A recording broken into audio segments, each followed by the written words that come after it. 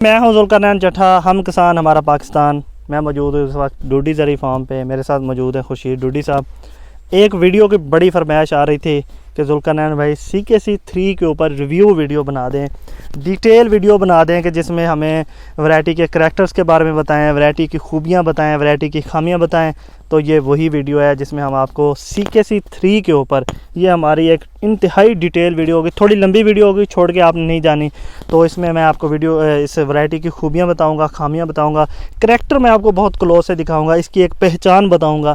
तो अगर इसके अलावा आप किसी भी और वैरायटी पर अगर आप चाहते हैं कि हमें इस वैरायटी की वीडियो भी चाहिए तो कमेंट्स में ज़रूर बताना है। जिस वैरायटी के बारे में आप बताएंगे इंशाल्लाह थोड़ा लेट ज़रूर हो सकता है, लेकिन उस पर वीडियो ज़रूर आएगी। तो वीडियो शुरू करने से पहले अगर आपने हमारे चैनल सब्सक्राइब नहीं किया हुआ तो चैनल को जल्दी से सब्सक्राइब कर लें और बेल आइकन का बटन ज़रूर दबा दें। फेसबुक पर देख रहे हैं तो वीडियो को शेयर ज़रूर कर दें। तो वीडियो को शुरू करते हैं। सबसे पहले हम आपको बताते हैं खूबियों में सबसे पहले इस वैरायटी के नाम पे एक बहुत बड़ा एजाज़ है, और वो ये है कि ये पाकिस्तान की पहली ट्रांसजेनिक काटन वैरायटी है जिसको गवर्नमेंट की तरफ से बाकायदा अप्रूवल दी गई है, जो कि एक बहुत बड़े एजाज़ की बात है और यकीनी तौर पर कैंप के लिए भी एक बहुत बड़े एजाज़ की बात है। उसके अलावा अगर हम वैरायटी के ऊपर आ जाएँ तो वैरायटी में ये पिंक फ्री है, पहली वैरायटी है पाकिस्तान के अंदर जो कि बाकायदा अप्रूव हुई है। पिंक का कोई प्रॉब्लम नहीं है, इस पर पिंक के ख़िलाफ़ बहुत अच्छी रेजिस्टेंस रखती है। उसके अलावा अगर हम और खूबियों की बात करें तो ये ग्लिफोसेट फ्री है। आप जड़ी बूटियों की कोई मसला नहीं है, आप जड़ी बूटियों का स्प्रे इसके ऊपर कर सकते हैं, सिवाय कपास की कोई चीज़ नहीं बचेगी। और जड़ी बूटियाँ कंट्रोल होने की वजह से पेस्ट बहुत अच्छा कंट्रोल रहता है, खासकर वाइट फ्लाई का प्रॉब्लम ऑल ओवर पाकिस्तान बहुत ज़्यादा है। तो इस वैरायटी पर बानिस्बत कम आएगा, जब किसी भी वैरायटी पर बानिस्बत कम आएगा जब उसके अंदर आप जड़ी बूटियों को कंट्रोल करेंगे।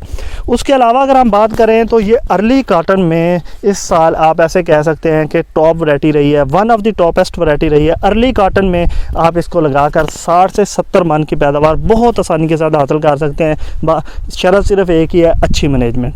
और इस दफ़ा पाकिस्तान में जितनी भी अर्ली काटन लगी है उसमें बहुत ज़्यादा, मैं ये कहूँगा कि 80% तक ट्रिपल जीन काटन में CKC3 लगी है। अगले साल भी, और हम अगर ये ओवरऑल देखें तो पिछले 2 सालों में हमारे अर्ली काटन का जो रुझान था वो ख़त्म हो गया था। वो सिर्फ इसीलिए ख़त्म हुआ था कि वो सब्जियों के साथ, मुख्तलिफ फसलों के साथ इंटरक्रॉपिंग में लगाई जाती थी, जिस पर कि पिंक का बहुत ज़्यादा मसला बनता था।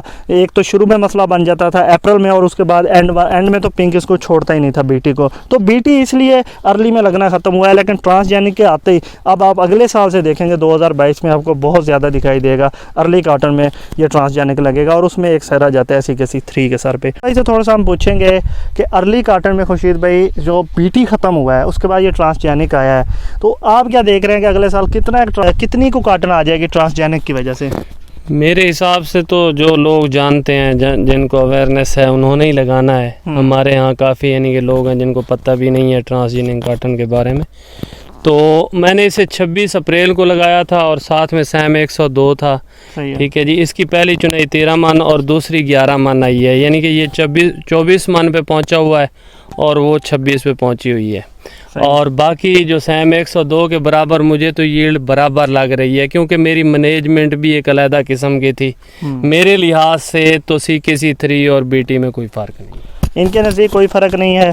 और ये मैं खूबियाँ बता रहा था और उसमें मैंने ऐड किया है खुर्शीद भाई का। बल्कि एक चीज़ रह गई थी, क्योंकि इसका ख़र्चा भी कम है, यानी कि गोडी का खर्चे हो गए, बाकी काफ़ी खर्चे इसके फर्टिलाइज़र के भी कम है। जो थोड़े से लेज़ी किस्म के फार्मर है ना, उनके लिए भी ये एक अच्छी वैरायटी है कि जड़ी बूटियाँ आराम से कंट्रोल हो जाएंगी, एंड में पिंक वाला सर दर्द नहीं है, और सिर्फ आपने एक वाइट फ्लाई को कंट्रोल करना है। थोड़ा सा वाइट फ्लाई की अगर आप थोड़ी सी टेंशन ज़्यादा ले लेंगे, केयर ज़्यादा करेंगे, तो आपकी एक अच्छी यील्ड बन सकती है 20-22 मन के लिए। ये लेज़ी फार्मर्स की बात कर रहा हूँ, जो अच्छे फार्मर हैं वो जितनी अच्छी मैनेजमेंट करेंगे आ सकती है। उसके बाद हम बात करें अगर इस वैरायटी की थोड़ी सी खामियों के ऊपर। खामियों में सिर्फ मैं एक बात कहूँगा कि इसको आप जो सीजनल काश्त है ना उसके अंदर आप इसको मई से पहले लगाएं, थोड़ा इसको लेट ना लगाएं, लेट ना लगाएं। अगर आप इसको अप्रैल के अंदर ले जाएंगे, फॉर एग्जांपल आपके 10 एकड़ आप 3 एकड़ या 4 एकड़ ट्रांसजेनिक पे जाने वाले हैं, तो वो पहले लगा लें। ठीक है, तो वो पहले आपकी ये ज़्यादा यील्ड देगी। इसके अंदर ये पौधा ज़्यादा लंबा चलता है, ये भी मैं आपको बता दूँ। खुर्शीद भाई की इधर उधर खड़ी हुई है CKC3, शायद वो दूसरे साल में इन्होंने मुड्डी आगे चलाई थी, वो वीडियो अलग से है। तो ये इसकी एक छोटी सी खामी है। इसके अलावा मैं इसमें मज़ीद अगले साल लगेगी तो इसमें मज़ीद और इसकी जो खामियाँ हैं वो भी साथ सामने आ जाएंगी। दूसरा मक्खी के हवाले से ये था कि कुछ भाइयों का ये ख्याल है कि इस पे मक्खी का, क्योंकि ये लगी बहुत थोड़ी है अभी, तो मक्खी का काफ़ी ज़्यादा प्रेशर बनता है इस पर।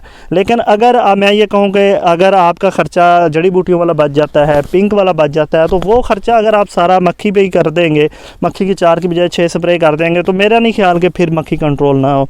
मक्खी यकीनी तौर पर कंट्रोल रहेगी, और इस साल मक्खी कंट्रोल रही है एंड तक। पिछला साल जो हमारा एक ड्रोना किस्म का साल था जिसमें कुछ भी नहीं बचा था मक्खी से, लेकिन इस साल कंट्रोल रही है। उसके अलावा खामियों में एक खामी जो इसके अंदर वो ये थी कि इसके अंदर जो पौधे हैं वो 3 किस्म के हैं। इसको मैंने इसकी खामी में डाला है। अगर ये पौधा आप देख रहे हैं, ये बहुत एक्स्ट्रा ऑर्डिनरी किस्म का पौधा है। अगर यही पौधा इसका आ जाता टोटल फील्ड में, तो यकीनी तौर पर इसकी यील्ड में इजाफा होता है। खुर्शीद भाई मैं ठीक कह रहा हूँ जी? ठीक है। हाँ जी, तो इसकी यील्ड में इजाफा हो जाता। अब इसके अंदर क्या है, ये मैं आपको करेक्टर भी अब इसका साथ साथ दिखाने लगा हूँ। अब हम आ जाते हैं इसके करेक्टर के ऊपर। तो इसके करेक्टर के ऊपर जब हम आते हैं तो इसमें 3 तरह के पौधे हैं, 3 तरह के। अब इसका करैक्टर डिटेल के साथ मैं ये नहीं बता सकता कि इस तरह के एक करैक्टर होता है। सिर्फ एक पौधा मैं आपको दिखा दूं कि भाई इसका ये करैक्टर है, क्योंकि इसके अंदर पौधे ही 3 तरह के हैं।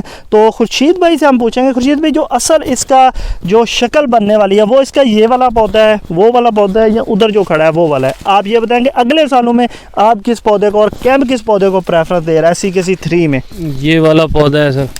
अच्छा जी, इस तरफ आ जाएं जी। ये इसका पौधा अगले साल है मेन पौधा। ये बहुत बड़ा पौधा है वैसे। ये नीचे से देखें जी, ये शाखें भी निकालता है जहाँ पे इसको स्पेस मिलेगा, ठीक है। उसके बाद ये पौधा ऊपर जा रहा है, दाएं बाएं ये शाखें निकाल रहा है, और ये जो इसकी टहनियाँ निकल रही हैं साइड से, ये भी काफ़ी तगड़ी हैं, मतलब 20-20 25-25 बॉल उन पे भी लगे हुए हैं, और ये मेन पौधा है। अच्छा, लेकिन जो अभी अगले साल तक सीड जाएगा ना मोस्टली फार्मर्स के पास, कैमरा मेरी तरफ करें जी, उसमें 3 तरह के पौधे होंगे। एक पौधा इसमें एक तो हमने दिखा दिया जो कि मेन पौधा आना है 60-70%। उसके अलावा एक पौधा ये है कि जिसमें थोड़ी सी फ्रूटिंग इस पे डिस्टेंस पे है, टिंडे का साइज डिस्टेंस पे है। दूसरा कुछ ना कुछ पौधे आपको इस तरह के भी इसमें देखने को मिल सकते हैं। अच्छा, ये अगले साल के लिए है। अगले साल ये कुछ बंदों के पास बिल्कुल 100% प्योरिटी में आ जाएगा, और कुछ के पास इस तरह का, ये इस तरह के आएंगे। ये लॉन्ग स्पोडिया है, और इसका टिंडे का साइज जो है ना, टिंडा थोड़ा फासले पे है, कि लंबी लंबी लड़ियाँ हैं। अगर अर्ली में लगाएंगे तो ये पौधा भी बहुत बम्ब किस्म का बन जाएगा, बहुत बड़ा हो जाएगा। लॉन्ग स्पोडिया है जी। ये देखें, ये लंबी शाख है और थोड़े वक्फे पे टिंडे लगते हैं। और दूसरा वो जो हमने पौधा दिखाया था आपको पहले, जो इसके मेन 2 पौधे हैं, उसमें जो टिंडे का साइज भी अच्छा है, और एक टिंडे से दूसरे टिंडे का जो फासला है वो भी बहुत कम है। वो आ गया, वो वाला जो पहले हमने दिखाया था। तो इसमें इस तरह के कुछ इसका स्ट्रक्चर है जी। आप इसको 2 फुट के ऊपर लगाएं, अच्छा खर्चा करें इस पे। कम खर्चे वाली वैरायटी नहीं है। अगर आपको किसी बंदे ने ये बताया हुआ है कि बहुत कम ये खाद लेती है, पानी लेती है, तो उसने आपको गलत बताया। अच्छे खर्चे वाली वैरायटी है, अच्छा खर्चा करेंगे तो अच्छी बेहतरीन किस्म की आपकी यील्ड आएगी। तो इसके साथ ही हमारी ये CKC3 की रिव्यू वीडियो मुकम्मल होती है। आपको वीडियो कैसी लगी कमेंट्स में ज़रूर बताएं। अगली आपने वीडियो कौन सी वैरायटीज़ की आप देखना चाहते हैं वो भी आप ज़रूर बताएं। इसके साथ ही हमारी आज की वीडियो CKC3 के ऊपर मुकम्मल होती है। एक बार फिर से कहूँगा, चैनल को सब्सक्राइब नहीं किया हुआ तो ज़रूर कर लें। और इसके साथ ही हमारी आज की वीडियो मुकम्मल होती है। इजाज़त दीजिए, अल्लाह हाफिज़।